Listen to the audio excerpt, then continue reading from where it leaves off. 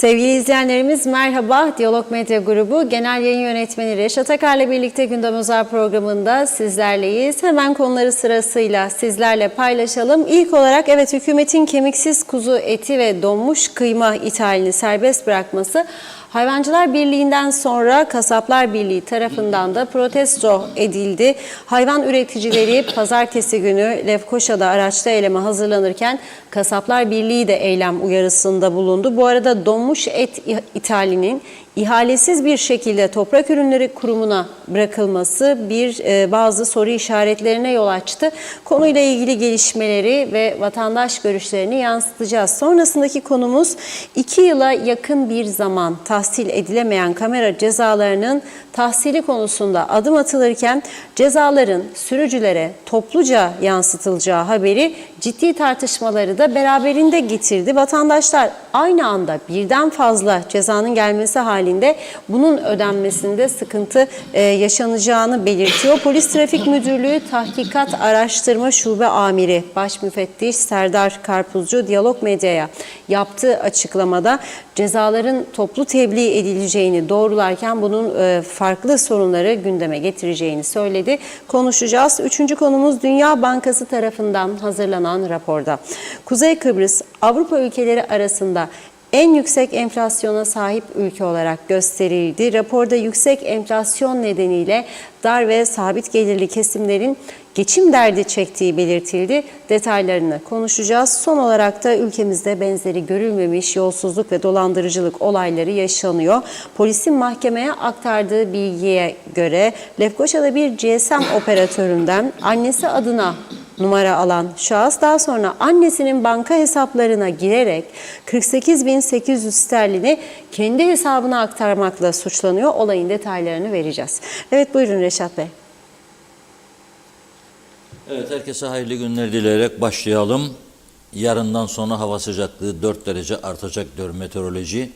Fakat bugün böyle bir kısa süreli yaz yağmuru gördük programdan hemen önce. Ve bu kısa süreli yağmur sonrasında Kıbrıs televizyon kanalları, yani uydudan yayın yapan kanallar sustu. Evet, maalesef böyle. Yağmur yağdı mı televizyonların karardığı, radyoların sustuğu, elektriklerin kesildiği, internetlerin tam olarak çalışmadığı bir ülke durumundayız. Ve bu ülkenin biz eşit ve egemenliğini savunuyoruz ada bütünlüğünde. Efendim, bunlar var diye geleceğimizi tehlikeye mi atalım? Tabii ki atamayız. Şu anki çok güçlü pozisyonumuzu nasıl tehlikeye atacağız? Yani bir çözüm olursa her gün bizi bıçaklama, kurşunlama gibi olaylar gündeme gelebilir. 1963'te geldiği gibi. Onun için yok öyle şey. Rumlara taviz verme falan yok. Holgin de yok. O da out of Cyprus. Neredeyse kadını non-grata person ilan edecektik vallahi billahi. Gelmiş de burada bazı görüşmeler yapıyormuş. Çok kızdı Cumhurbaşkanı Tatar. Haddini açıyormuş. Hadi bakalım, aşma haddini Holgin. Ne öyle gidip eski cumhurbaşkanlarıyla, bazı gazetecilerle, bazı insanlarla, iş adamlarıyla görüşüyorsun. Girne'de yemek yiyorsun bizim iş adamlarıyla. Ben senin falcı olup olmadığını, büyücü olup olmadığını nereden bileceğim? Yani karşımda okurken bir dua okuyorsun bana, bir anda fikrim değişiyor ve taviz verir duruma geliyorum. Bu son derece tehlikeli. Bence non grata person meselesini ciddiyetle düşünmek lazım. Olmaz yani, bu tehlikeli bir durum. Hakikaten. Barış Harekatı'nın 50. yılı geliyor. Ama biz burada 1. Barış Harekatı 20 Temmuz 74, 2. Barış Harekatı 13 Ağustos 74 ve Kuzu Harekatı haftalardır devam eden ve ara vermeden devam eden bir harekat şekline geldi. Tarih kitapları zannederim 74'ten daha fazla el verecek Kıbrıslı Türklerin Kuzu Harekatı. Ne bitmez harekatmış bu. bayramdan aylar öncesi başladı. Bayram geldi geçti. Paralar uçtu havaya. Teşvik dediği hükümet verdi 9 milyon, 12 milyon daha yolda. 21 milyon. Fakat ne İsa'ya yarandılar ne Musa'ya. Hayvancılar Birliği tepki içinde pazartesi günü bütün Lefkoşa sokaklarını kilitlemeye hazır. Tarım araçlarıyla gelecekler. Kasaplar Birliği bugün baktık onlar da mutlu değil. Onlar da eylem. Bir hücum yapmışlar bugün Tarım Bakanlığı'nın kapısına. Siyah çelenk koymuşlar. Et ithalatı kabul edilemez. Aslında et ithali güneydeki gibi bir düzenleme içinde güven verici şekilde yapılmış olsa bu rekabeti getirecek ve fiyatlar belki düşecek. Ama bu işi doğrudan toprak ürünlerine veriyorlarsa ben de bir vatandaş olarak endişe duyarım. Toprak Ürünleri Kurumu'nun hangi özel buzluklu araçlarında taşınacak bu etler ve kıymalar? Kimlere ne zaman dağıtılacak? Bunun kontrolünü kim yapacak? Son kullanma tarihinin gelip gelmediğini kim bilecek? Bu iş gerçekten şüphe uyandıran bir meseleye döndü. O yüzden de kasaplar bugün tabii ki büyük bir tepki içerisinde hayvancılarla uyuşur vaziyete geldiler bugün ilk defa kasaplar. Ve bu defa bıçaklar hayvancılara doğru değil ya da hayvanlara yönelik değil, Tarım Bakanlığı'nın kapısına yönlendirildi.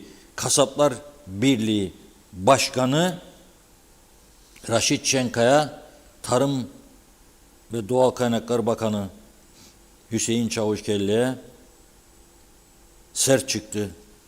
Çelengi de koydular ve uyarı yaptılar. Onlar da eylem yapacaklar diye. Kısaca bugünkü eyleme gidelim. Bir söz açalım burada. İstifa! Eller! İstifa! Eller! İstifa! Eller! İstifa! Eller! İstifa! Eller! İstifa! İstifa! Eller! İstifa! Eller! İstifa! Eller! İstifa! Eller!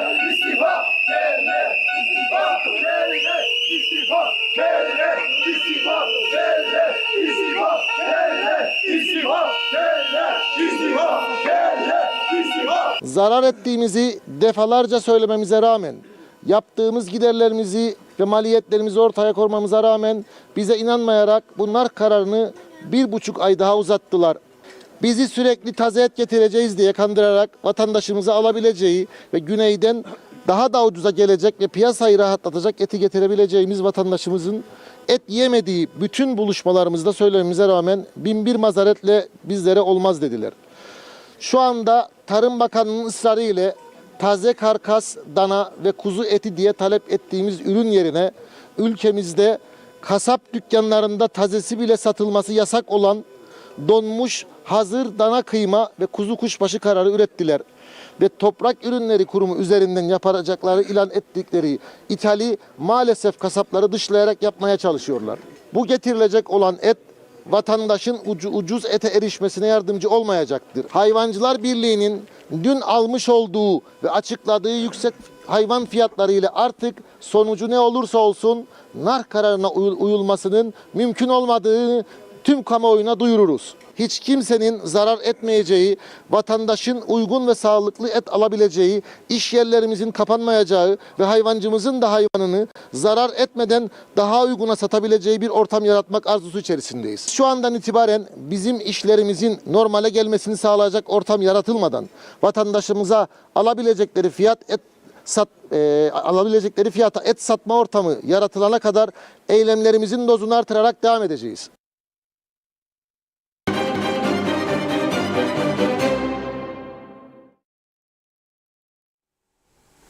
Evet, kelle istifa diye bağırıyorlar. Hüseyin Çavuşkelle, Tarım Bakanı.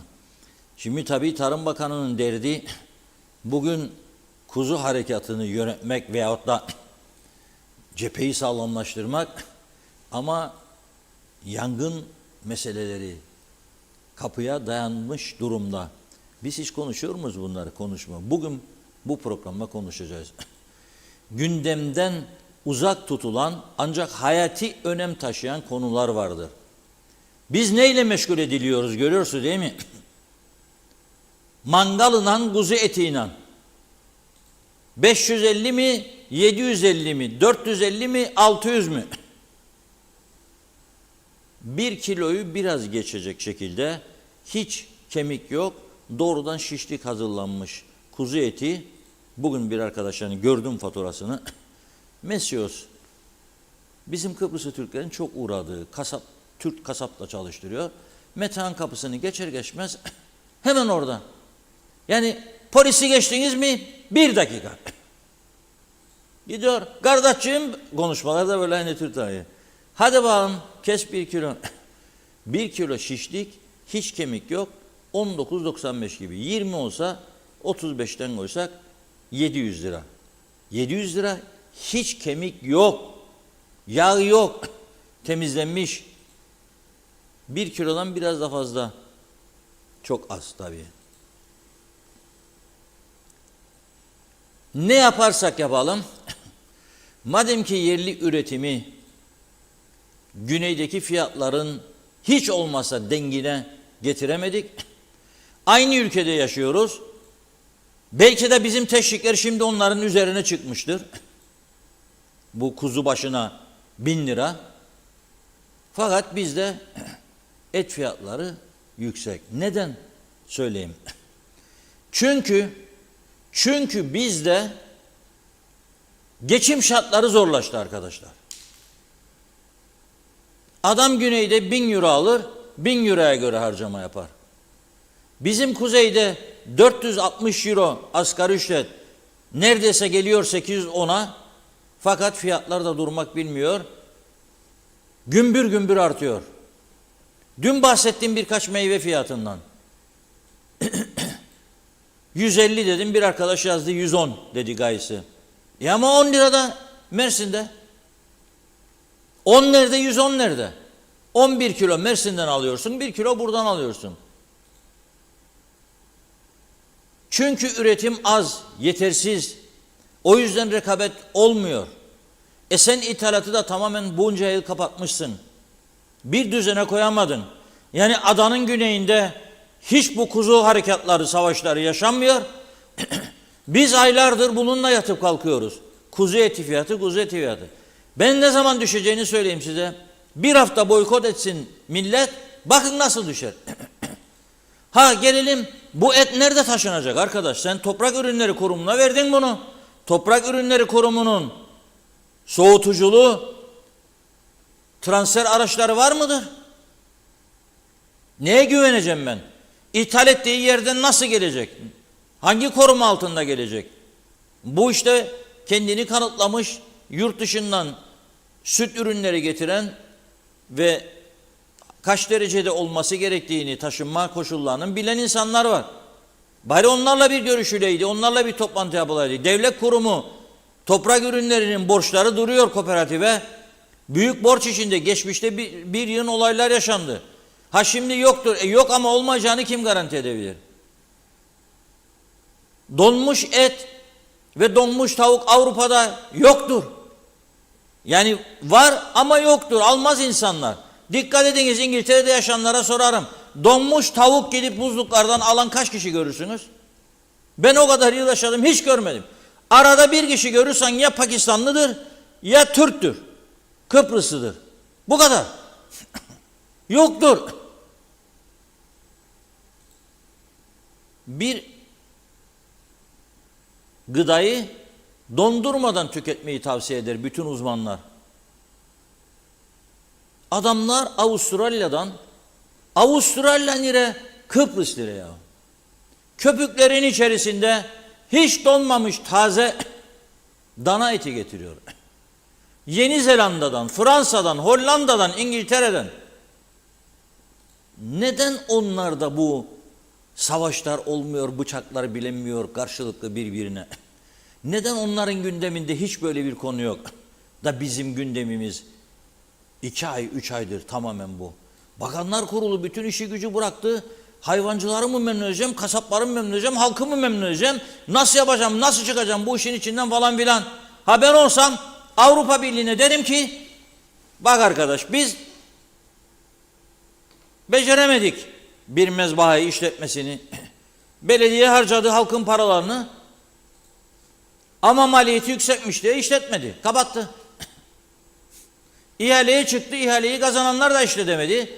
Çünkü kaçak kesiliyor dışarıda. Ne gelecek mezbahaya para versin kuzu başı 400 lira 600 lira. Vermez. Olduğu köyde keser. Nasıl olsa kontrol eden yok. Nasıl olsa cezası yok. Ha ben olsam ne yapardım? Nasıl ki benim dalında kalan narinceyi güzel yurttan Rum isteye isteye değil istemeye de olsa gidip aldı ve konsantre tesisinde sıkarak meyve suyu şeklinde satıyor.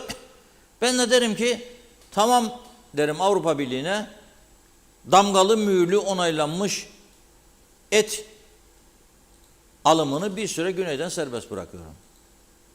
Bak o zaman bizim hayvancılar gene eylem yapamaz herhalde. Ya da kasaplar zaten şu anda geliyor oradan. Yasak hiçbir şey destek bulmaz. Yasak hiçbir şey destek bulmaz. Dikkat edin. İsteği artırır sadece. İsteği artırır sadece. Size birisi bir şeyi yasaklarsa onu daha çok istersiniz. Aynıdır bu durumda. Ama ben adamlara hayranım. Açarlar kasaları, köpüklü kasaları. Avusturya'dan gelmiş etleri satışa sunarlar. Son kullanma tarihinin bitmesine 2 gün kala da fiyatlar %20-25 aşağıya çekilir.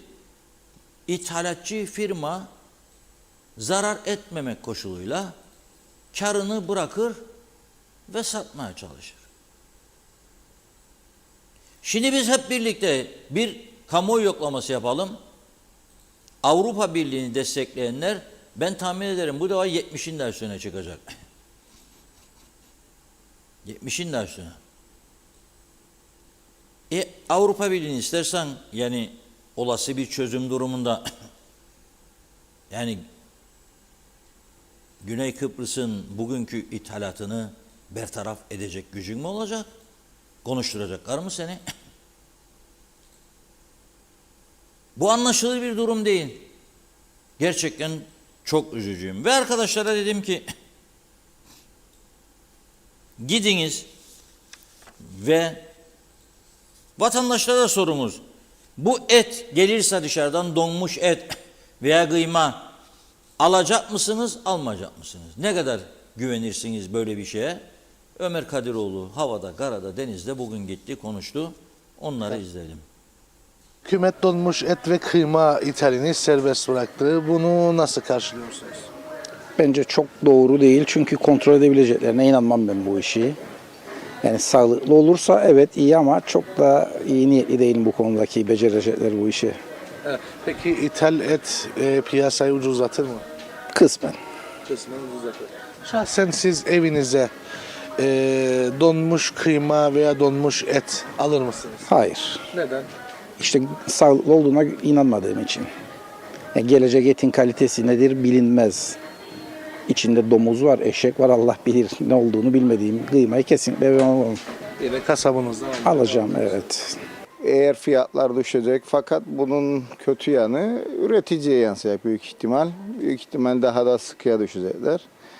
Ama diğer yandan da yani halk için de artı bir durum olabilir diye düşünüyorum. Peki siz evinize ucuz olsa da paketlenmiş donmuş bir kıymayı veya donmuş bir eti alır mısınız? Yani genel olarak almam.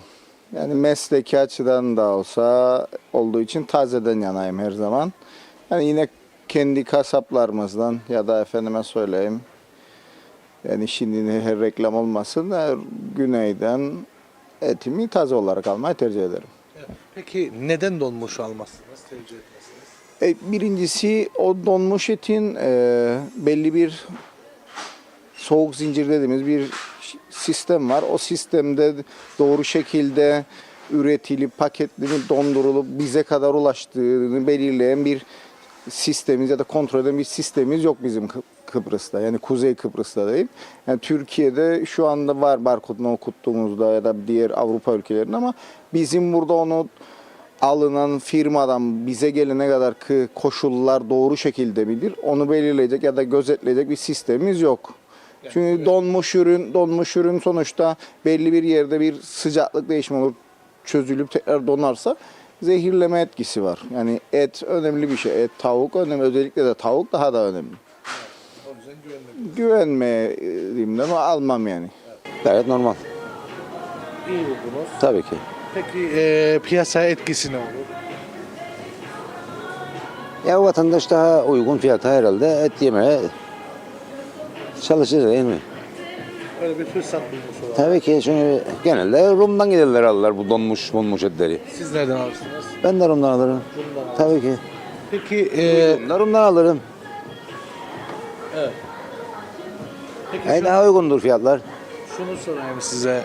Ucuz olsa da evinize paketlenmiş, donmuş et veya kıymayı alır mısınız? Alırım. Tabii ki alırım. Yani 94 yılından beri Kıbrıs'tayım. Çok iyi biliyorum burayı.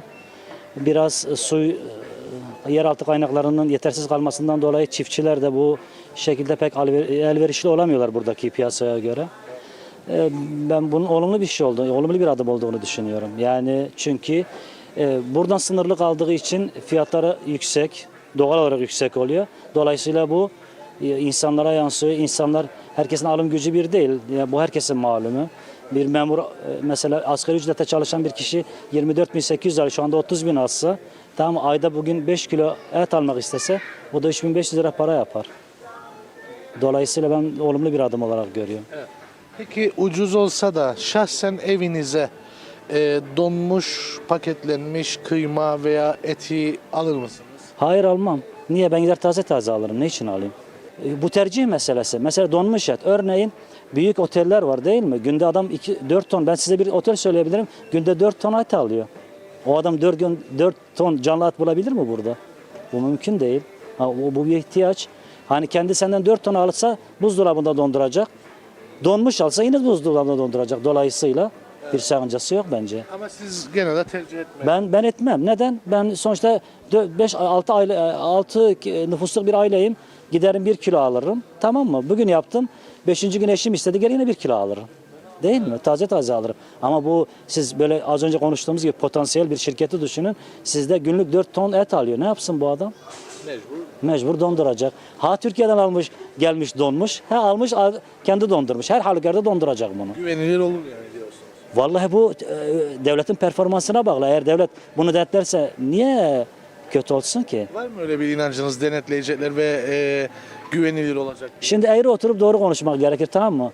Ben burada yaşayan birisi olarak ben buradaki devletin sisteminin çok zayıf olduğunu düşünüyorum. Yani güvenmiyorum. İyi bir performans göstereceğini düşünmüyorum yani. Güvenmiyorsunuz. Güvenmiyorum yani. Açık konuşayım yani. Yani donmuş olması tabii belki riski azaltır ama yani olumlu aslında. Peki siz evinize donmuş kıyma veya et alır mısınız? Yok, genelde taze alıyoruz. Taze alırsınız. Evet. Mesela bu etler gelirse, ucuz olursa, normal piyasadan daha aşağıya olursa alıp tüketir misiniz? Yok, tercih etmeyiz tabii. Yani tazesi varken daha iyi bence. Güven meselesi mi? Biraz öyle, evet. Güven meselesi. Tabii. Neden güveniniz yok? İşte yani sağlıksız olma ihtimalinden dolayı yani, yoksa Denetleme sağlam olursa? denetleme sağlam olursa olur ama burada denetleme biraz sanki zayıf gibi geliyor birçok şeyde. Fiyatlarda mesela bir marketten bir markete olağan fark var. Yani bunlar denetlenmiyor. Birçok şey denetlenmiyor ama sağlıktır bu yani. Yani donmuş et tabii ki iyice denetlenmesi lazım. Önemli olan bizim için, sağlığımız için en mühimi denetlenmesi lazım. Diğer ülkelerde de bu tabii ki serbesttir, eminim ki. İyice denetlenirse olabilir. İyice denetleneceğine bir inancınız var mı? İnşallah. İnşallah. Siz şahsen evinize donmuş et veya kıyma alıp tüketir misiniz? Maalesef. Maalesef alıyoruz. Bazı markalar tabii ki hepsi değil. Bildiğimiz markaları alıyoruz. Bazen daha uygun olduğu için ben ve arkadaşlarım da, iş arkadaşlarım da maalesef oluyor. Evet, buradaki bilinen markalardan alıyoruz. Gelecek olan ithal donmuş etleri alır mısınız? İşte onu tam bilemeyeceğim. Zor herhalde almayız. Ben köyümde büyüttüm kuzuları daha Karpaz'ın kuzuları daha güzel. Oradan aldım. Tabii. Peki bu ithal et geldiği zaman piyasada bir ucuzlama olur mu sizce? Olabilir ama nereden geldiğini öğrenmemiz lazım. Ya nasıl geldi? Tabii nasıl geldiği, nereden geldiğini. Ama kendi köylerimiz büyütse hükümetin yardımıyla daha iyi olur. Ben almam, yerliyi seçerim. Yerliyi seçerim. Ve bir de önerim destek versinler. Köylere, hayvancılığa destek versinler. Donmuş et yemem. Neden güvenmiyor insan? Güvenmiyorum çünkü hele burada elektrikler kesildiğinde ne olur ya? Ne olur? Benim geçenlerde pat dedi biri komşum mahallede elektrikler kesildi bekledi 24 saat gelsin. 6 saat kesintiler oluyor. Onun için Güvenilir değil diyorsunuz. değil.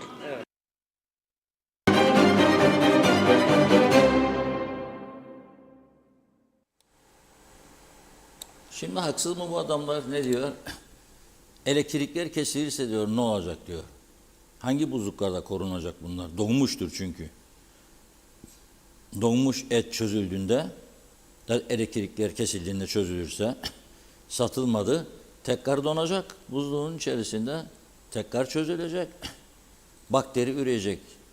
Ve onu alıp sen tüketeceksin. Ha şimdi şöyle de denebilir. Ya hem isterdiniz ithalatı açalım, ucuzluk gelsin. Hem şimdi bahane yaratırsınız, söylersiniz. Bahane meselesi değil. Bu Toprak Ürünleri Kurumu'na ihale etmektir, yanlışlık. Devlet her şeyi yapar, zihniyetinin ne kadar gerçeklerden uzak olduğunu yaşayarak gördük. Sanayi holdingi milyonlarca dolarlık ham madde ıslığına rağmen batırdık, aşırı istihdamlar ve pazarlama beceriksizlikleri yüzünden. Kıbrıs Türk Hava Yolları'nı aynı şekilde siyasetin el atmasıyla batırdık. Daha diğer kamu teşekkürlerini, turizm işletmelerini, otelleri daha hala bugün oldu. 50 sene geçti aradan. Bazen öyle gülme tutar beni ki bazı belediyeler der ki oteli de işletirik ha. Mamur ettiğiniz yolları, sokakları, kaldırımları da oteli de işleteceksiniz. Turizm de yapacaksınız.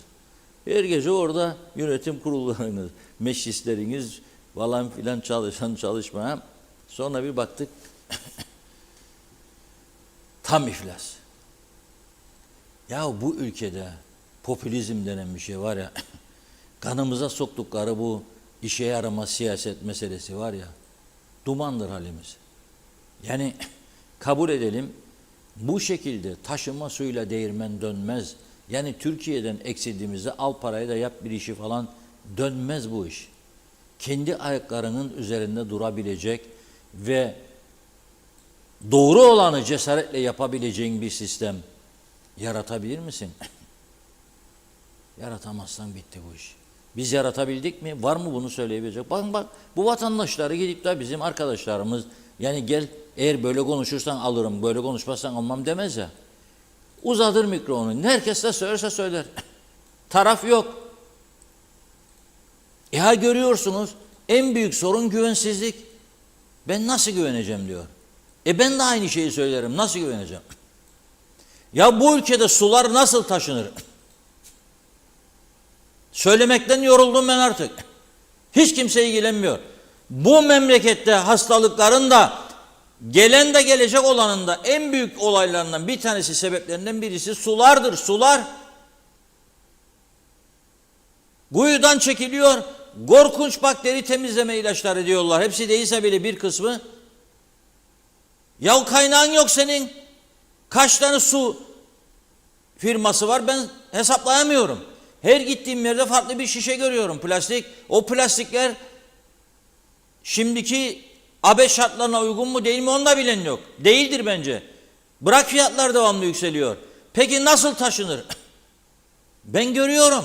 Ben imalathanesinin önünden geçiyorum. Bir tanesinin su kasalarının dışarıda saatlerce durduğunu görüyorum. Yıkık dökük kamyonetlerin içerisine konduğunu, ateşin altında taşındığını, hiçbir koruma önlemi olmadığını, soğutucu araçların olmadığını görüyorum. Bir de güneyde görüyorum. Özel bölümlerde saklıyorlar su kasalarını. Fazla ışık görmeyecek. Taşıdıkları araçları gördüm. İpofanidis diye bir şirketin sahibiyle röportaj yaptım. Geçmişte gittim.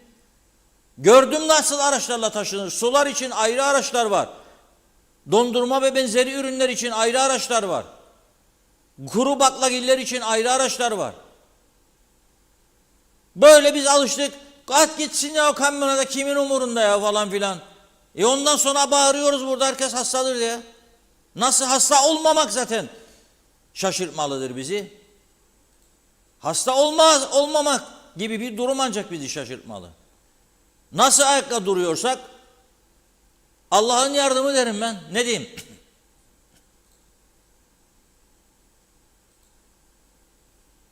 Var mı bir tane Allah'ın kulu ilgilenen? Var mı bir tane bunlara yasak koyan? Var mı bir tane araç şartı koyan? Var mı denetleyen? Kuyulardan çekilen sular şişelere doldurulur. Sürülür piyasaya. Ondan sonra bana sağlıklı yaşanmış. Şimdi dondurmalar, bu elektrikler kesiliyor. Yarın gene 3 saat birçok bölgede elektrik kesilecekmiş. Yahu zorlamakla bir şey olmaz. Arabanın frenleri tutmuyor senin. Sen diyorsun ki Allah yardım eder. Ya çık gidelim. Belki bir gün gidersin. Belki 2 gün. Ama 3. gün bir ani fren ihtiyacı doğar. Bastığında frenler tutmaz, gider gün badak vurursun. Toslamak. Bizim de şu anda ki görüntümüz freni tutmayan araca benzer. Yani bunu konuştuğumuzda rahatsız olanlar varsa ben onlara şaşarım. Tam tersi, doğru ya biz bunu yapamadık, bunu düzeltelim diyerek düzeltme yöne gitmeleri lazım. Ama yok maalesef. Dün gece 2 gündür böyle oluyorum. Uykum kaçıyor, uyanıyorum. 1 saat, 2 saat. Sana ne diyorum da bunu düşünün şimdi.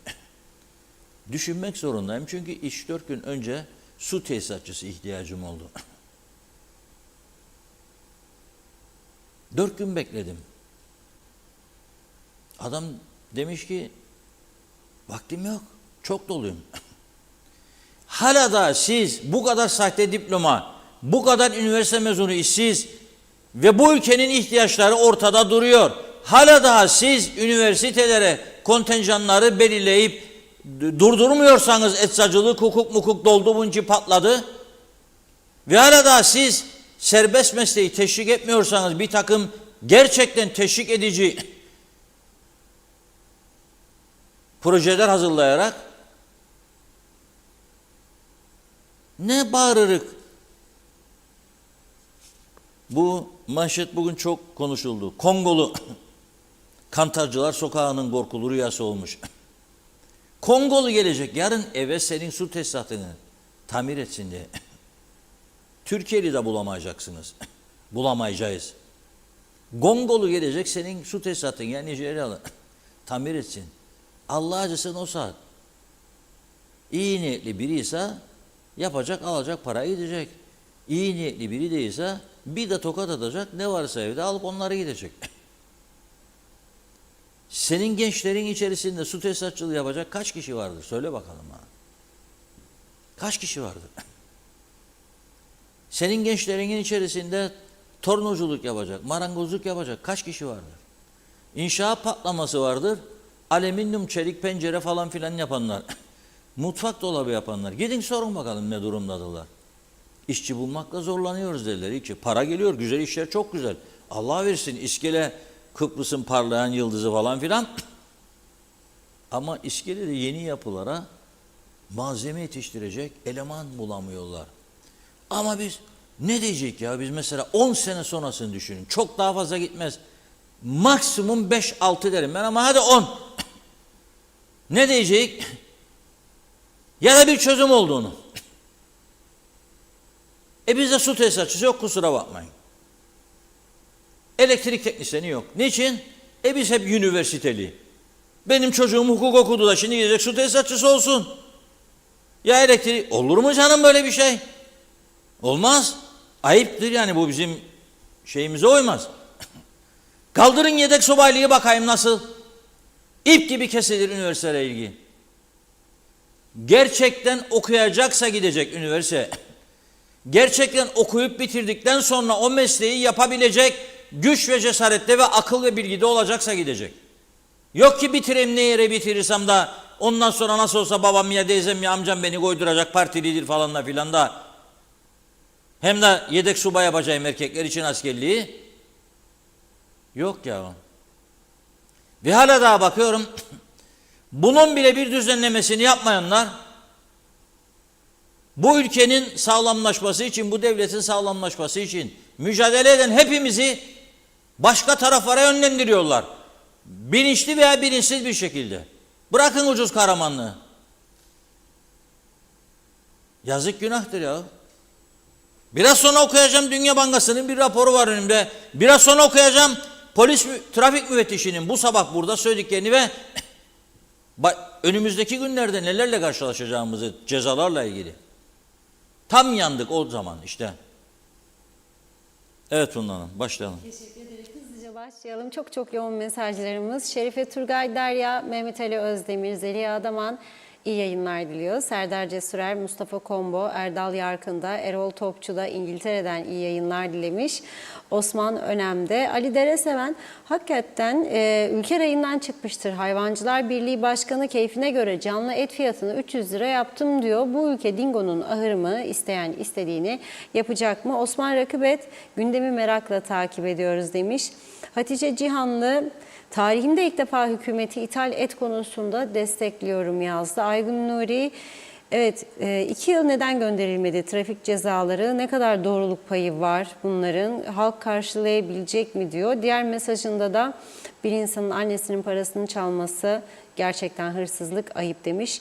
Necdet Mavi Gözlü, Kuzey Kıbrıs Birleşik Afrika Pakistan Cumhuriyeti Başkent Lefkoşa'dan iyi yayınlar diledi. Evet, TV'de görüntüler sizlere ömür ama olsun demiş. Külliyemiz var ya, bu bize yeter.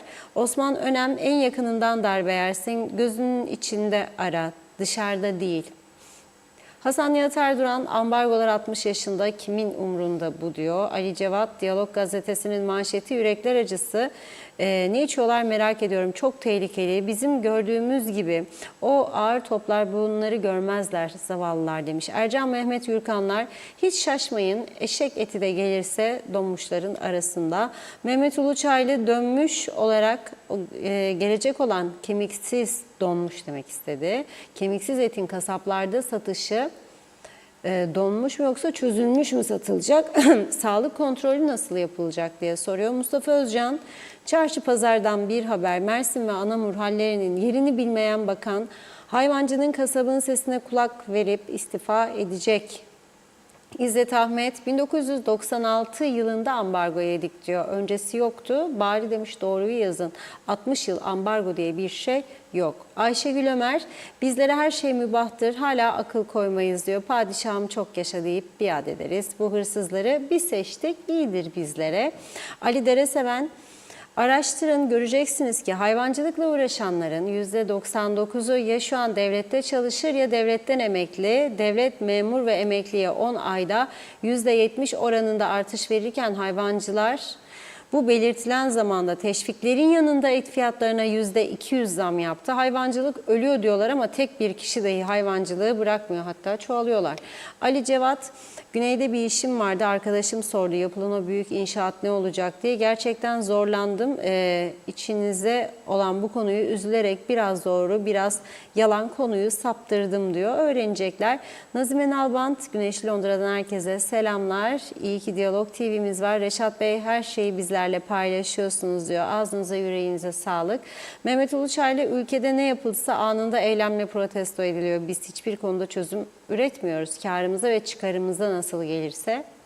Hemen eylem yapıyoruz. Niyazi İnancı, halk fakirleşiyor, alım gücü düştü. Devletin tüm kurumlarında ciddi sistemli çalışma yapılmıyor. İçişleri Bakanlığı, Polis Muhaciret Bölüm Müdürlüğü ile koordineli çalışma yaparsa ülkedeki kaçak sorunu ortadan kalkar. Suçların büyük çoğunluğu adamızdaki kaçaklardan çıkıyor.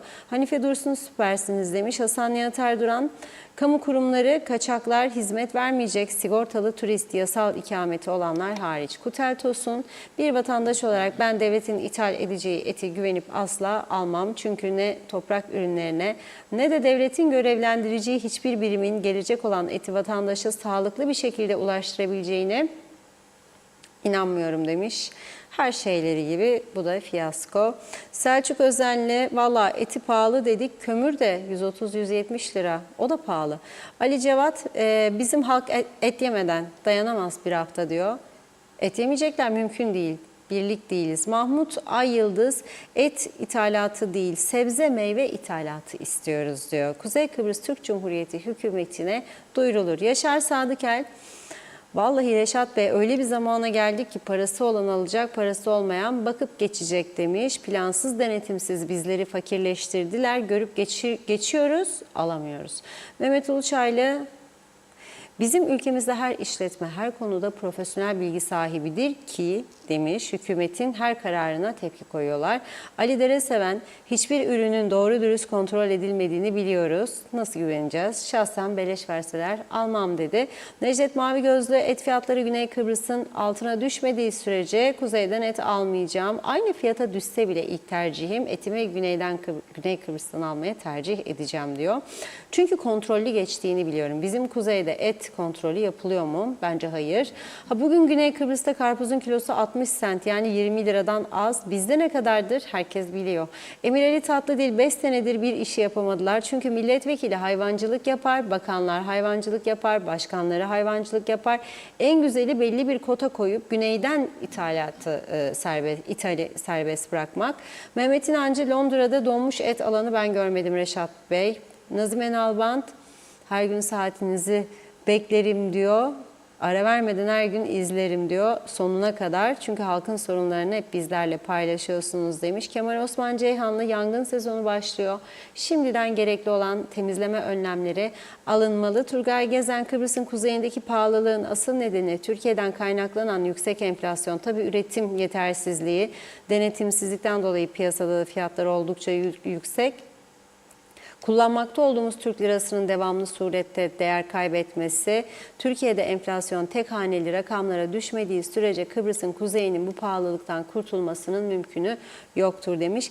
Birkaç mesaj daha aktaralım. Emir Ali Tatlıdil, eskiden devlet üretme çiftlikleri vardı. Ne oldu? Bitirdik. Belli dönemlerde piyasaya canlı hayvan satışı ve dengeleri sağlarlardı. Bütün karkas yerine donmuş paket et ithali yapılması bana göre bilinçli yapıldı. Bakın işte getirdik ama satılmadı deyip bizi yine iç piyasaya mahkum etmek. Amaç bu. Güneyden alıp kuzeyde satan çok diyor. Tema Yavaş, o da demiş Londra'da donmuş et tavuk satılmaz, hep taze ve ucuz diyor. Hüseyin Derici, 1986-87 yıllarında Mousa'da, Olympus'ta isimli şirkette biz donmuş eti çok işledik. O zamanlar et Hollanda'dan buzluklarla gelirdi. Veteriner kontrolü olduktan sonra iş yerindeki buzluklara konuyormuş. Sonra bizler günlük çalışacağımız kadarını çıkarır, kıyma, pirzola, kuşbaşı, döner malzemesi olarak yapardık. Piyasada yıllarca donmuş et satıldı. Hiçbir sorun da çıkmadı demiş. Hasan Nihat Erduran, devlet tacir mi dedi. Özkan Özdemir'i de okuyalım. Halkın görüşlerinden anlaşılıyor ki halk hükümete güvenmiyor. Acil, cesur ve zeki yöneticilere ihtiyacımız var. Bence Kudret Hoca yeterli demiş. Mehmet Bata da diyor ki Reşat Bey'e soruyorum, dünyada emsali var mı? Süt biradan daha pahalı. Burada yazıktır dedi. Devam edeceğiz yine. Teşekkür ediyoruz. Buyurun. Evet, süt biradan pahalı ama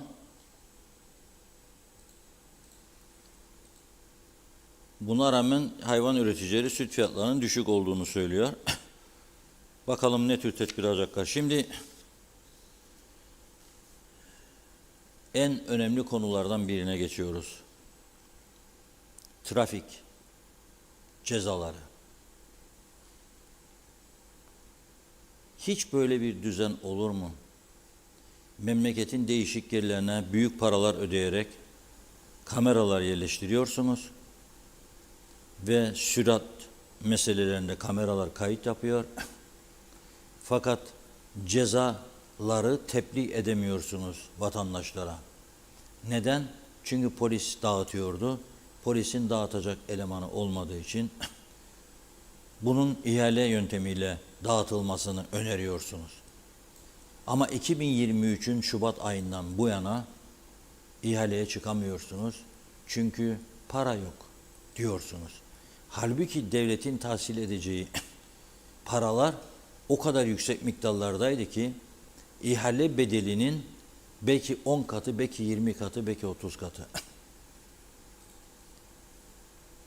Şimdi bu arada bir not et meselesiyle ilgili onu ekleyeyim de öyle devam edeceğim. Bu çünkü uzun bir konu. Bir arkadaşımız kaçak etten cezaevine düşüyor. Ve tahliye oluyor. Bana yazıyor. Korona döneminde ithal et denediler, başaramadılar, kokuttular ve attılar diyor.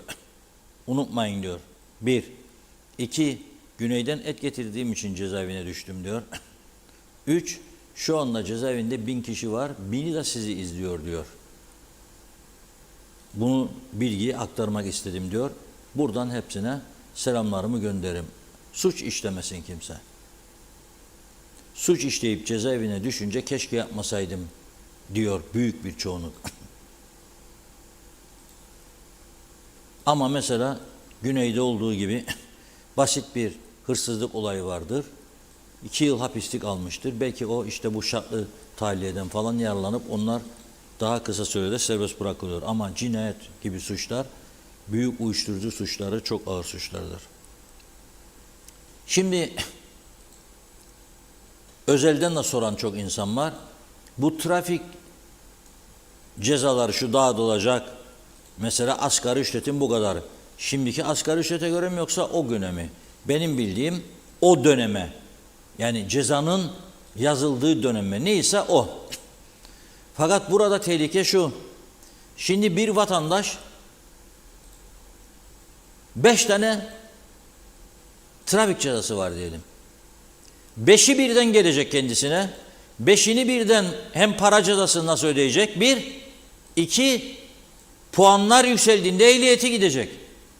Halbuki bu 1,5 yıl içinde değişik tarihlerde geldiğinde ödemesi daha kolaydı. Şimdi nasıl olacak? Adamın kapı çalınacak. Buyur diyecekler kendisine. Trafik cezası. 1, 2, 3, 4, 5, 6, 7 belki. Bu ciddi bir sorun yaratacak diye düşünüyoruz. Şimdi trafik suçlarına karşı ciddi tedbirlerin alınması şarttır. Bunu kabul edelim.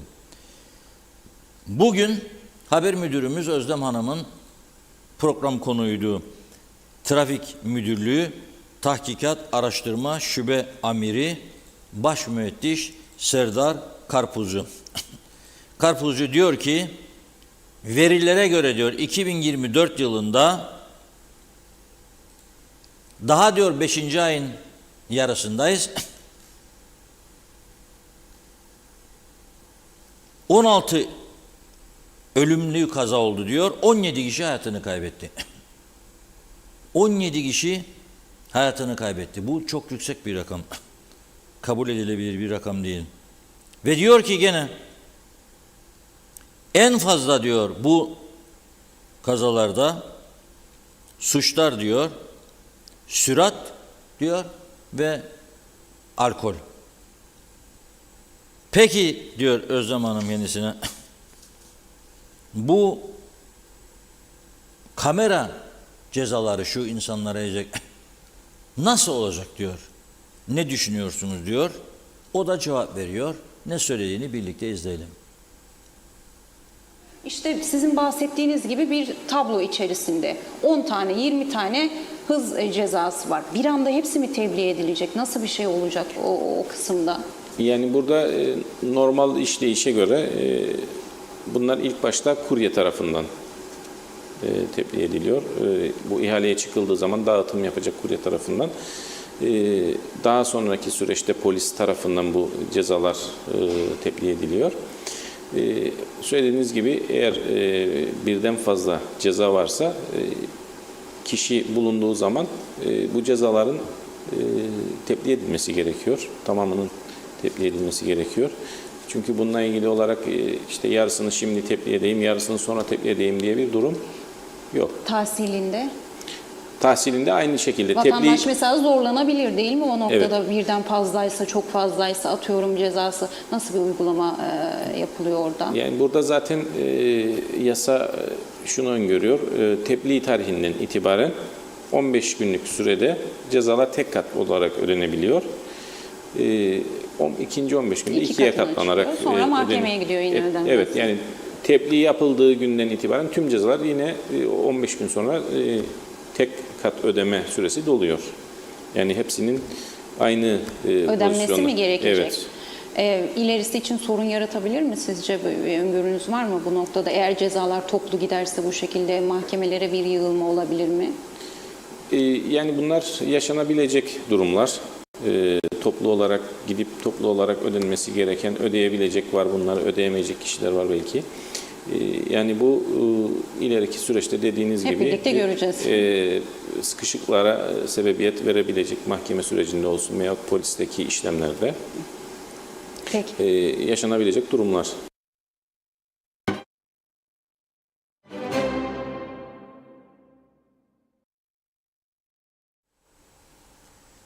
Evet. Uyarıyor o da, ciddi sıkışıklık olacak diyor. Bir anda yağacak cezalar. Bunun suçu vatandaşta değildir bence. Suç işlemesin kimse, işlemeyelim. Ama bazen öyle bir dalgınlık olur. 50 yerine 60'ta geçersin, pat patlar. Ödeyeceksin. Ama sen beni 1,5 sene önce işlediğim bir suçun cezasını bana 1,5 yıl sonra göndereceksin. Kimse ödemeyecek. Ne olacak? 15 gün daha 2'ye katlanacak, gene ödemeyecek. Üçüncü de yargıç da insandır ya, o bakacak diyecek. Siz 1,5 sene yollamadınız. Benim de cezam var, belki de yargıcın da. Ya ben bir anda bu insanları cezaevine mi göndereceğim? Hangi cezaevine zaten? Yani mühim olan insanların cezaevine düşmesi değil, mühim olan insanları cezaevine düşürmeyecek adımların atılmasıdır.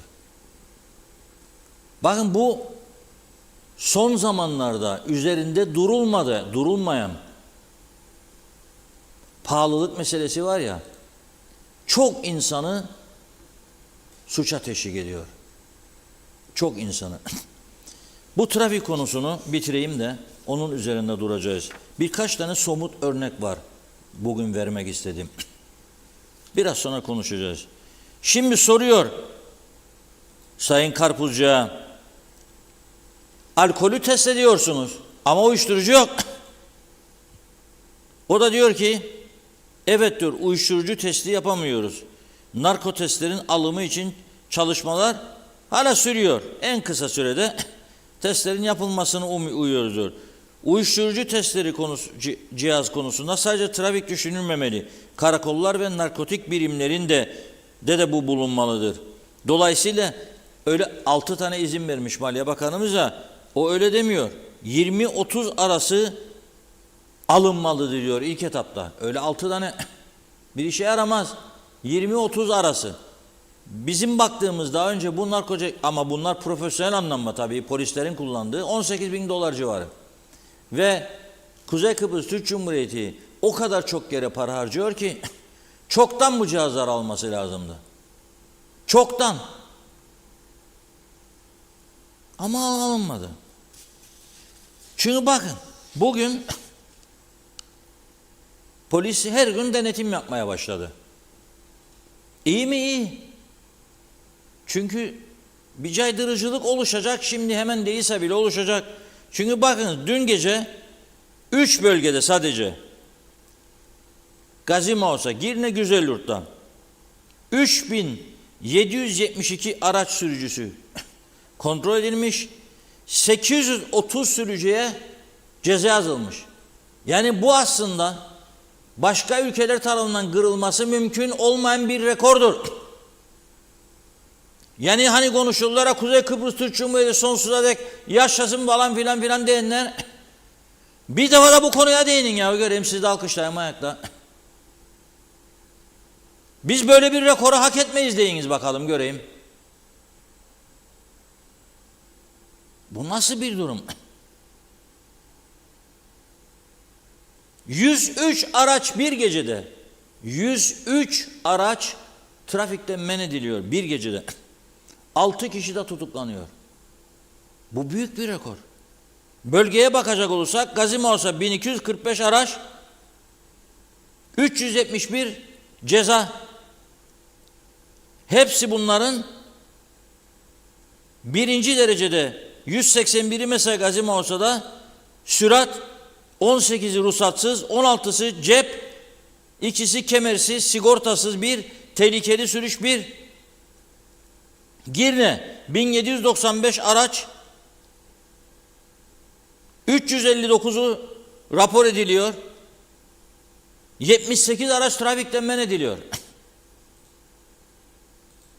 Gene birinci sırada sürat 196, 19 sigortasız, 12 alkollü. Çünkü sen daha eli direksiyona doymamış 18-25 yaş arası çocukların sürat arabası almasını devlet olarak ağır vergi uygulamadığın için teşvik ediyorsan bunlar olacak. O anneye babaya ağlayacak, sızlayacak, merak etme de sürmem, madem ki sürmeyeceksin, zaten sürecek yolun yok. Ne yapmaya benden sürat arabası istiyorsun ki?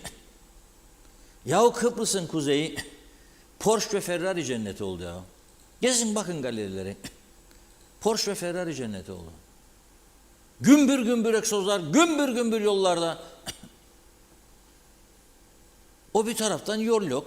O bir taraftan narkotik cihazı yok. Uyuşturucu testi yapacak cihaz yok. O bir taraftan arabası eksik polisin.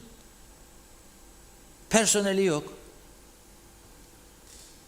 Bu nasıl? Güzelyurt 732 araç, 100 tanesi rapor ediliyor. 4 araç trafikten men ediliyor. Orada da birinci sırada sürat, ikinci sırada kemer takma yok.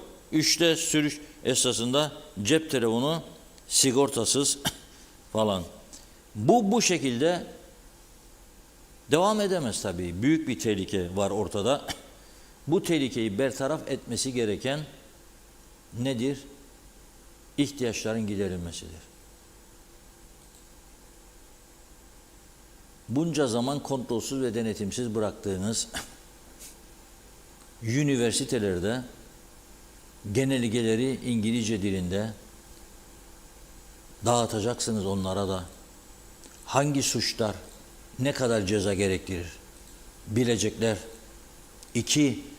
Araç kiralama şirketleri bilecek, verecek, mecbur edecek, senet imzalatacak kiraladığı adama. Senet imzalatacak. Ve tabii ki polis daha teçhizatlı ve daha fazla elemanla daha sıkı kontrol yapacak. Ve bunları da bu şekilde şimdi olduğu gibi açıklamaya devam edecek.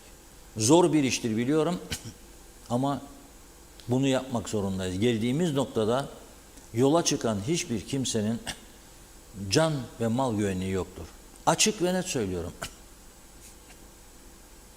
İngiltere'den buraya gelip yaşamak isteyen aile yakınlarımız var. Gelelim memleketimizde 2 tane büyük korkuları vardır.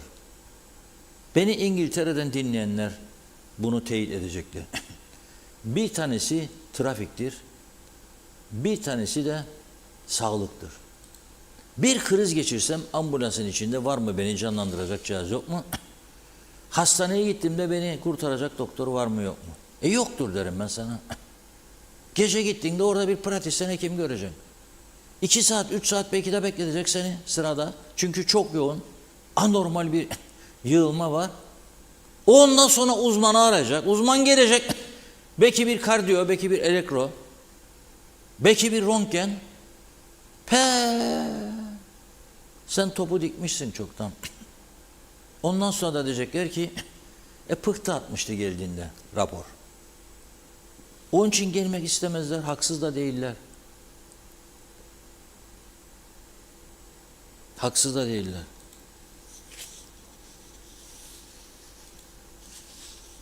Öyle bir duruma geldi ki, bakın 65 yaşındaki adam gidiyor bir GSM operatörüne ve annesinin adına bir telefon alıyor. Ben de birkaç kişi yapacağım bunu. Verirlerse bana gidip onların adına telefon alacağım. Girdim içine, bak neler olacak ondan sonra. Yapacağım bunu birkaç kişiye. Ama vermezler işte. Vermezler, vermiyorlar. Sordum, yasakmış. Buna nasıl verdiniz o zaman? İngiltere'de eşin için git iste bakalım doktordan raporu, GP'den. Ya bu tahlil sonuçlarını yaptın, şu hanımın nedir, bir verebilir miyim, bana götüreyim ben? Hayırdır. Ona verebilirim sadece. Sana veremem der. Çocuğun için veremem der. Yasak. Kişisel bilgiler verilemez.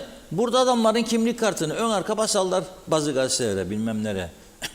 Benim de bastılar geçmişte, eleştirmişim yeniden iktidarı. Gazetelerinde alın dediler ön arka kimlik kartının fotoğrafını, Kıbrıs Cumhuriyeti. Sakladı mıyım be adam ben zaten onu? Her gün söylerim, her zaman söylerim. Sakladı mıyım ben onu zaten? Almayacağım yani ha. Hakkımı almayacağım. İnsanlar cebindeki son parayı verirler. Ölüm yolculuğuna çıkarlar. Küçük balıkçı tekneleriyle Avrupa vatandaşlığı alsın diye. Ben almayacağım hakkımı. Siz beni o zaman kahraman göreceksiniz veya başka. Neyse uzatmayalım. Adama nasıl verdiler? O GSM şirketi bence yanlış yaptı, suç işledi. Annesinin adını alıyor, sonra o cep telefonuna internet bağlantısı kuruyor.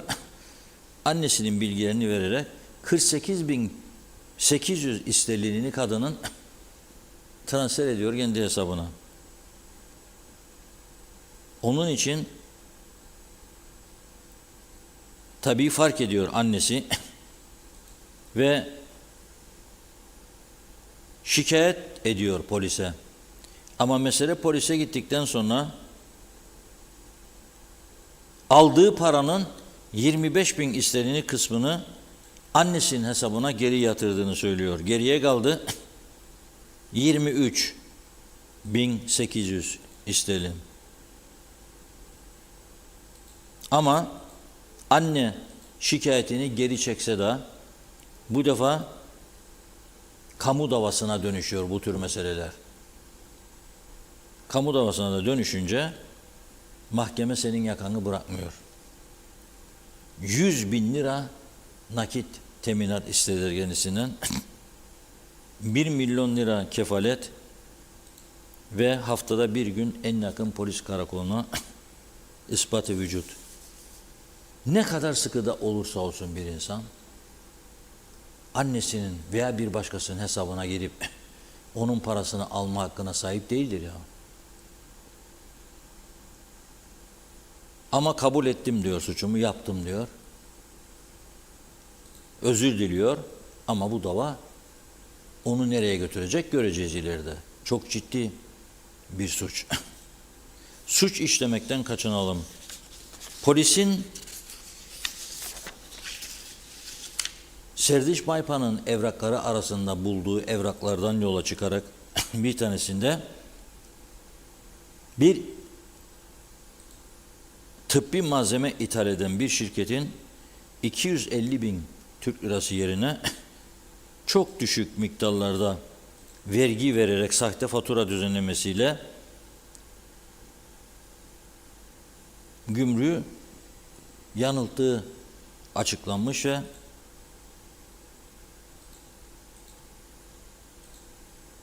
bir kişi biliyorsunuz tutuklanmıştı.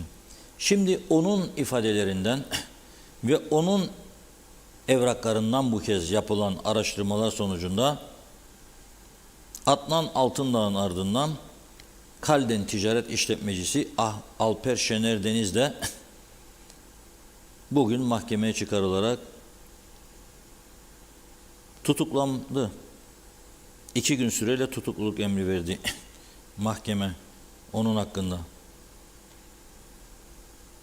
Sağlık Bakanlığı'nın tıbbi ürün alımı için 2022-2023 yıllarını kapsayan süre için verdiği tıbbi ürün ihalesi kapsamında Türkiye'den ürün alan Zerberk Healthcare Trading Limited işletmesi olan zanlı Adnan Altındağ'ın yüksek meblağlı tıbbi ürünleri sahte faturalarla gümrükte düşük fiyata beyan ederek ülkeye soktuğunu söylüyor ve Adnan Altındağ'ın ofisinde yapılan aramada 2022 yılına ait Azin Danışmanlık Mimarlık Medikal Ticaret Şirketi adına düzenlenen ve Kalden Ticaret'e yazılan bir adet fatura tespit edildiğini söylüyor.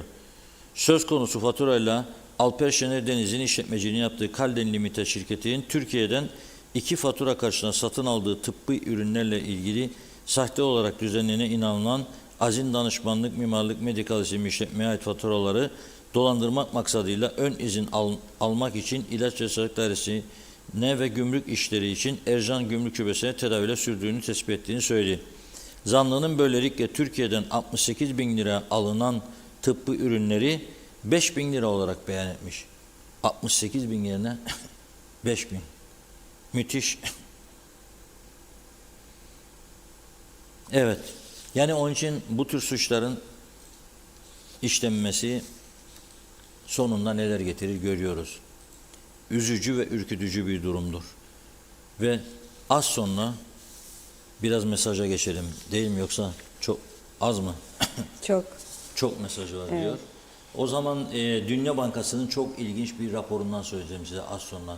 Bizim içinde bulunduğumuz durumu da Dünya Bankası raporuna dahil ediyor. Ne diyor acaba? Az sonra konuşacağız. Buyurun. Evet, İzzet Ahmet'e kalmıştık. Nurlar içinde uyu liderimiz Naci Talat abimiz vasiyeti 1976 yılında söylerdi. Gün gelecek, hiçbir şeyiniz kalmayacak, her şeyi teslim edecek milliyetçiler. Şimdi ne oldu diyor, şikayet edersiniz. Evet, Ali Köl, donmuş hamburger, salam, sosis nasıl yeniyorsa et de yenir. Bizi kasaplara mahkum edenler, Rum'a mahkum edenler utansın. Kıbrıslı çay tozlu, devleti idare edenler hırsız diyor. Halkın bunlara güveni kalmadı Reşat Bey. Avustralya'daki sistemi gördük. Sonra Kıbrıs'ta yaşamayı düşünmüyorum. Bu olan olayları üzüntüyle seyrediyorum demiş. Olan ustaları mahvetti devlet. Çoğu yurt dışında dedi. Hastanelerde de diyor Afrikalı, Nijeryalı hemşireler bakmakta şu an Kuzey Kıbrıs'ta. Bence kiralasınlar İngiltere'ye. Yine Menteş Çağla, Umahan Davulcu, Süheyla Ünal, Feyz Mehmetçioğlu, Fezile Savaşır iyi yayınlar diledi. Şenol Tatlıcıoğlu da Mehmet Şenler de kolay gelsin demiş. Oğuz Aynalı da aynı şekilde. Gözlem amca, anne babalar çocuklarını meslek sahibi yapmak istemiyor ve çocuklarını mesleğe yönlendirmiyor. İlk başta ebeveynler istemiyor. İsmet Sencer harikasınız demiş. Fatma Topal Burlici, hangi ülkeden ithal edilecek bu etler bilen var mı diye sordu. Mehmet İnancı, Reşat Bey sayesinde hükümete yol gösteriliyor. Bunları yapsalar ülke süt liman olur. Halkın sizlere güveni var Reşat Bey. Ülkenin de ihtiyacı vardır. Mustafa Kombo, kusura bakmayın et diyorsunuz, kasaplar gündem oldu. Ne oldu, sigortalıların paralarını yediler. O işin peşine kim düştü diyor. Bu Kıbrıs'ta kim kimi kandırsın diye uğraşırlar diyor. Bu memleketten hiçbir şey olmaz demiş. Benim inancım budur. Hasan Nihat Erduran polis posta yazdı. Mehmet Uluçaylı, ağır vasıtalar bilhassa yollarda terör estiriyor. Trafik cezalarının en düşüğü asgari ücret kadar olmalı. Emir Ali Tatlıdil, kimse ödemesin, mahkemeye gitsin. Mahkeme gelir gücüne göre taksite bağlasın, az az ödesin herkes. Nevzat Gökçe, kamera cezalarını fikrimce yerel belediyelere bırakmalılar. Zaten bu kameralar belediye hudutları içerisinde, tahsilatını da belediyelere bırakmak en mantıklı ve doğru yol.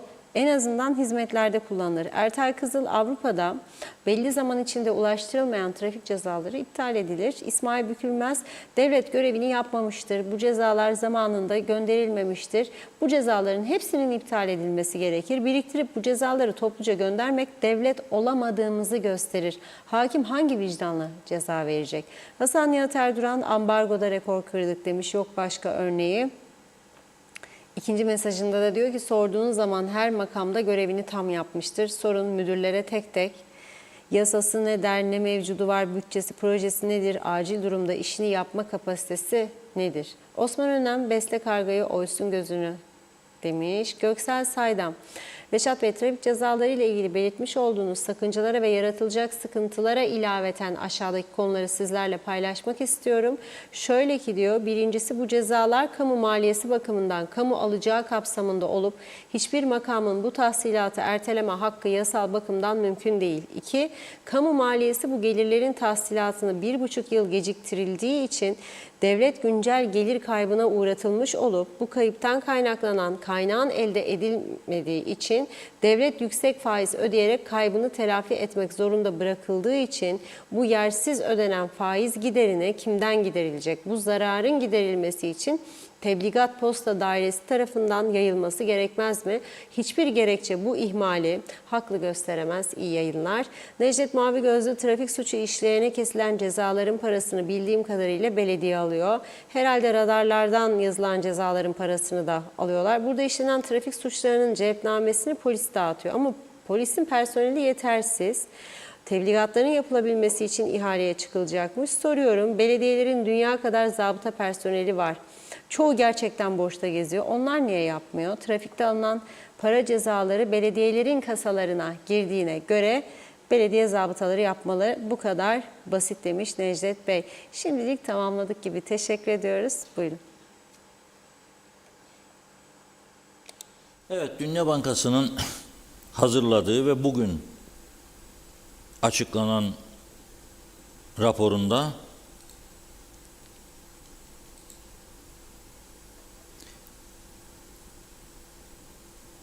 Kıbrıs Türk toplumunun ekonomik sorunlarına da yer veriliyor. Ve diyor ki,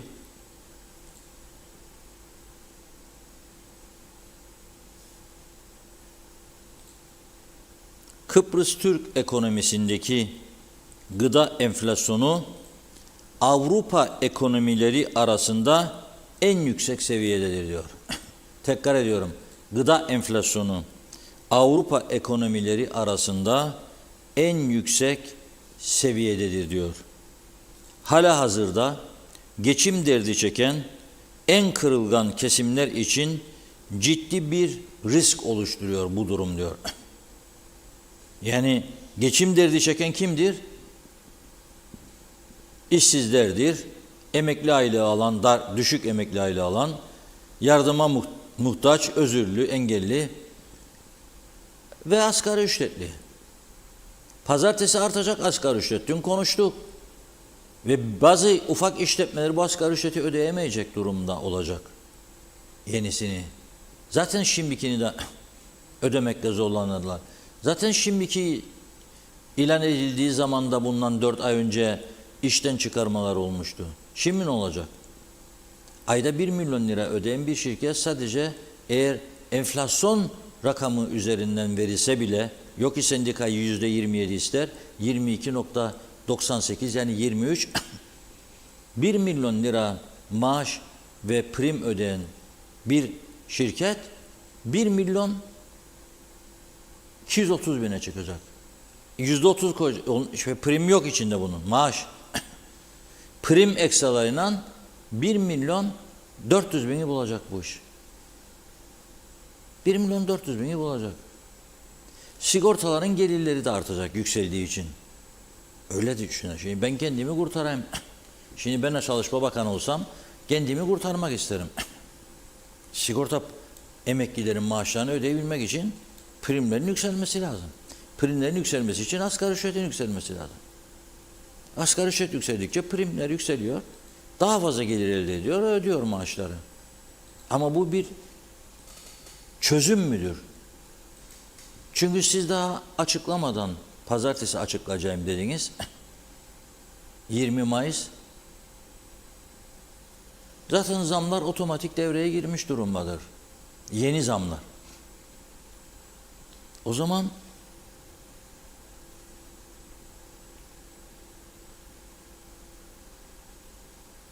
durum vahim demektir.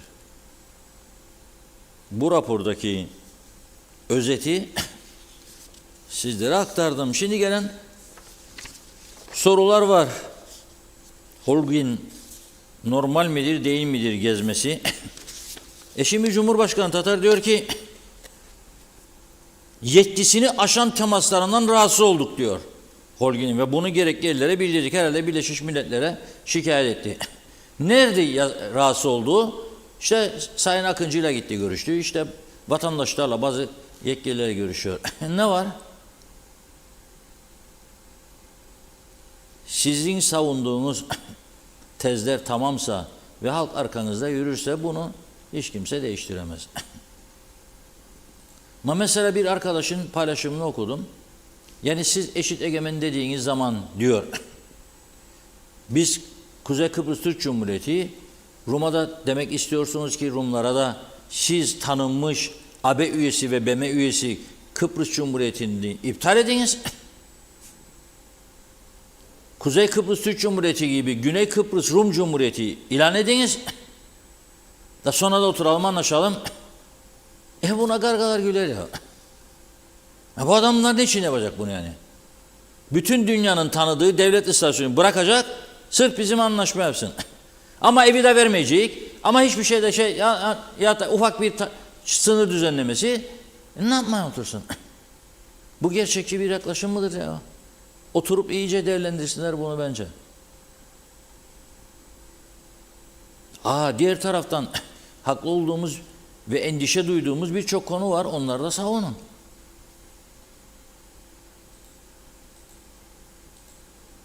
Yani bugünkü ekonomik koşullar içerisinde bir de diyor ki biz diyor Kuzey Kıbrıs Türk Cumhuriyeti'ni tanıyın diye bir şart koşmadık diyor.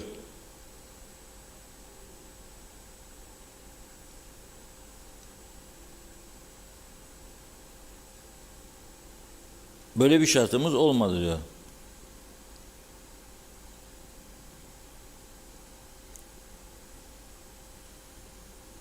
Ama bir yerde görmüştüm. Burada da var. Fakat diyor direkt ticaret, direkt uçuş ve direkt temas taleplerimizi ilettik. Direkt uçuş Holgin'in yetkisinde değil ki Uluslararası Havacılık Kuruluşu yasakladı Ercan'a iniş kalkışları. Bu onun işi değil ki. Özbekistan'da burada da çok Özbekistanlı var ve çok iyi çalıştıklarını duyuyorum, yani başarıyla gördüğüm, bildiklerim de var. Eylül ayında galiba bir toplantı olacak, şimdiden, veya Temmuz ayı, özür dilerim. Rum Dışişleri Bakanı bugün çıkmış, Özbekistan'a gitmiş. Bakın nasıl çalışır adamlar. Olası bir olumsuz gelişmeyi önlemek amacıyla diyor. Gombos gitti oraya diyor. Temmuz ayında yapılacak olan Türk Devletleri Örgütü toplantısı öncesinde olumsuz gelişmeleri önlemek için gitti diyor. Örgüt üyesi ülkelerden KKTC'nin diplomatik açıdan yükseltmesine yönelik herhangi bir eylemde bulunmayacağı öngörülmekle birlikte diyor, işi sağlama aldı Gombos. Gitti ve mücadelesini veriyor. Ve İngiliz Dışişleri Bakanlığı soruluyor kendisine, nedir son durum İngiltere'nin politikası? Diyor ki mevcut bugünkü statiko Kıbrıslılar için bir tehlike oluşturuyor. Her iki toplum için de diyor bir tehlike oluşturuyor. İngilizler zaten bizim dayanımız, Rumların yanısı. Öyle hemen ben şimdi bazı sesleri duyuyorum.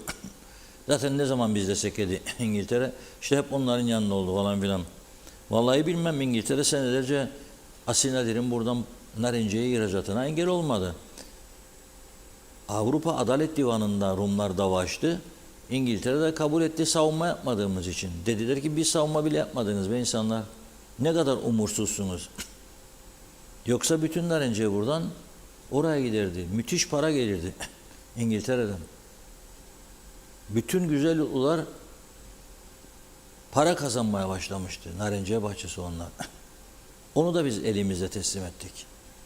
Ve İngiltere garanti ülke olarak bugüne kadar bize demedi, hadi bitti bu iş, bu oyun be çocuklar. Dedi mi bize? Yok, çünkü o tarafı da izliyor. O tarafta da bazı fanatik grupların yarattığı tehlikeleri de görüyor. O yüzden de şey yapıyor. Taraflar arasında önemli farklılıklar bulunsa da diyor, yeterli esneklik gösterilmesi durumunda çözüme yönelik bir durum oluşabilir diyor İngiltere Dışişleri Bakanlığı. Şimdi ben önemli bir noktayla bugünü tamamlamak istiyorum.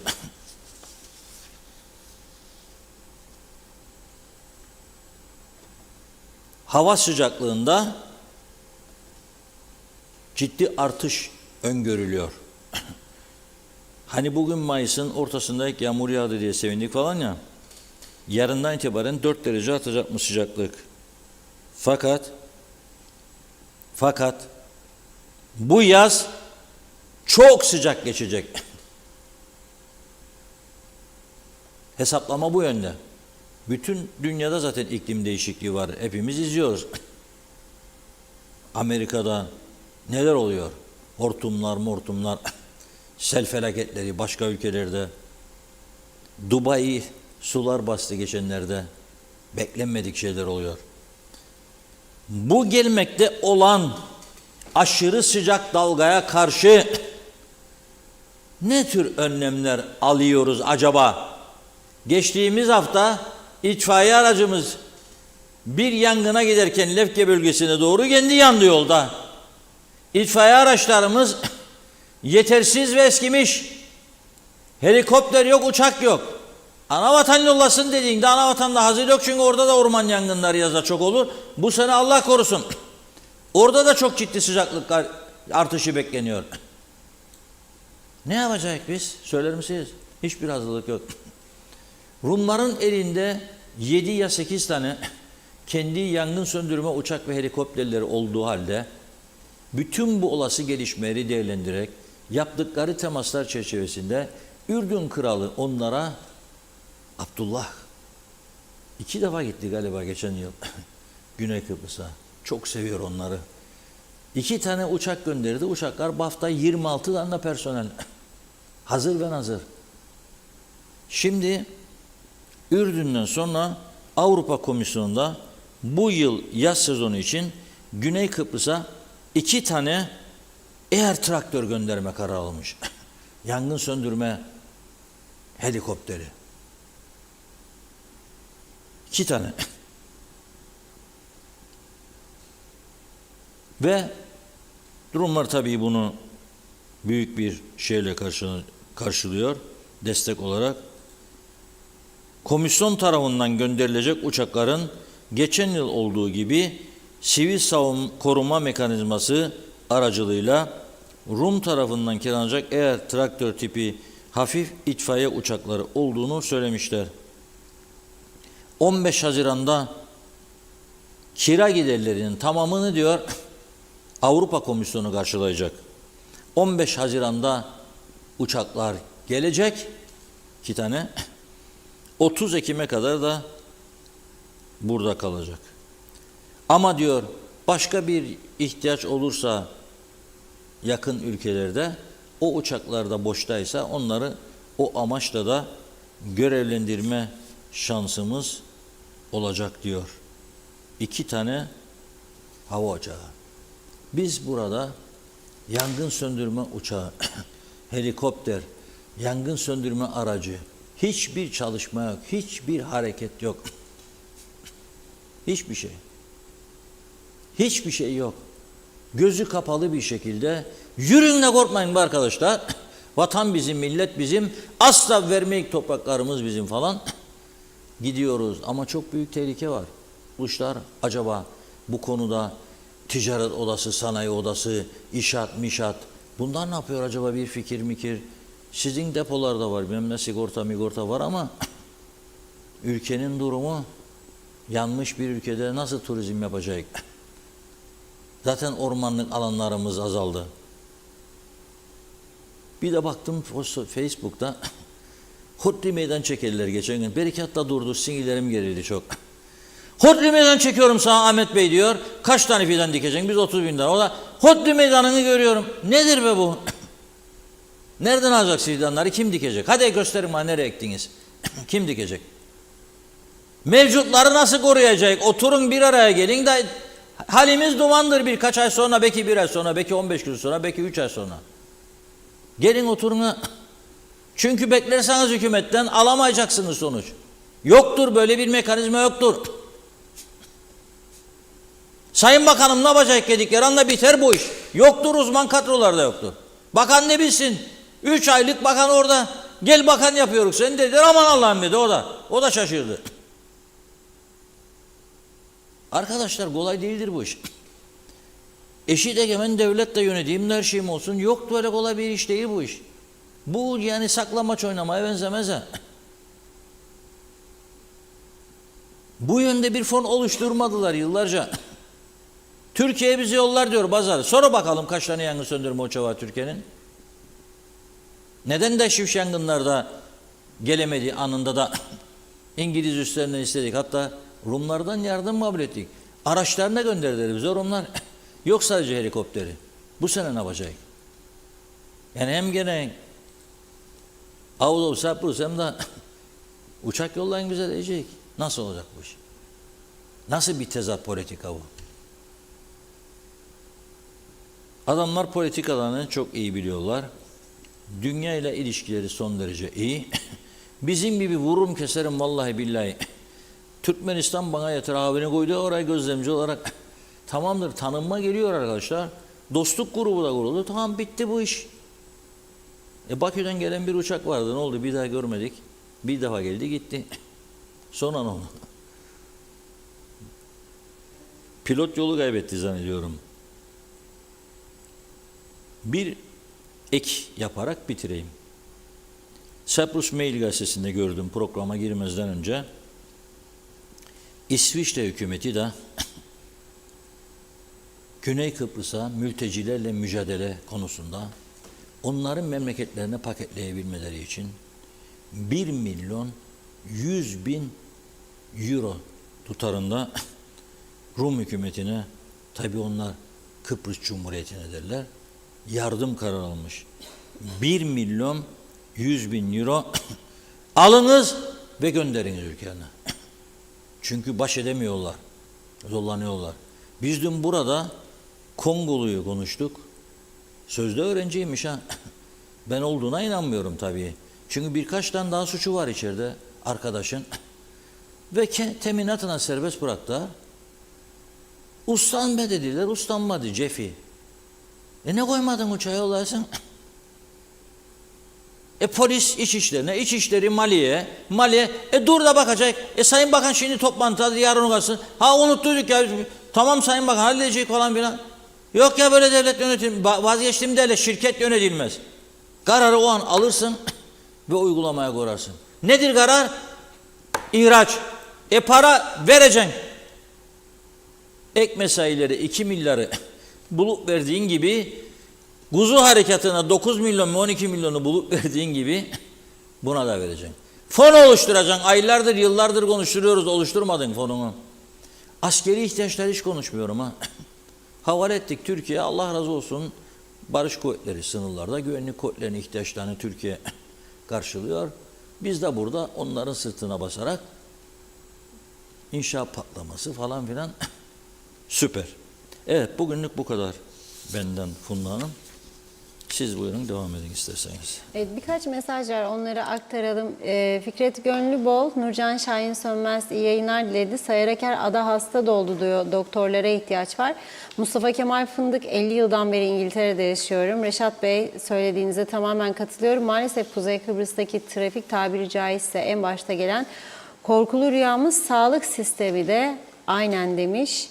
Çağatay Donlar, trafik cezalarından elde edilecek gelirleri her zaman olduğu gibi aralarında anlaşıp ceplerine atacaklar. Hasan Nihat Erduran, posta varken tebliği polis veya başkasının yapması çok yanlış diyor. Mehmet İnancı, Kıbrıs'ta çözüm olacağına inanmam dedi. Vesile Kutlu, iyi ki varsınız demiş. Bakıyorum Ali Dereseven, Kıbrıs Türk'ü insan olarak değerli değil mi diyor. Rumlar bizden daha değerli insan mı? Bizlerin de karşıdakilerle eşit statüde olmamız gerekmez mi dedi. Hasan Nihat Erduran da görüşmelerde eşitiz, sınırlarımız egemen, mahkemelerimizde dünya tanır. Taşınmaz mal komisyonu ve yasalarını tanıyan o yasaları KKTC Meclisi'nin yaptığını da bilmiyorlar mı? Kim inanır buna demiş Hasan Bey. Tamamladık mesajlarımızı, çok teşekkür ediyoruz. Sizin son eklemek istediğiniz? Evet, bugünlük bu kadar. Yarın inşallah daha güzel haberlerle birlikte oluruz diyerek veda edelim. Görüşmek üzere. Evet, teşekkür ederim. İzleyenler, yarın yine aynı saatte görüşmek üzere. İyi akşamlar.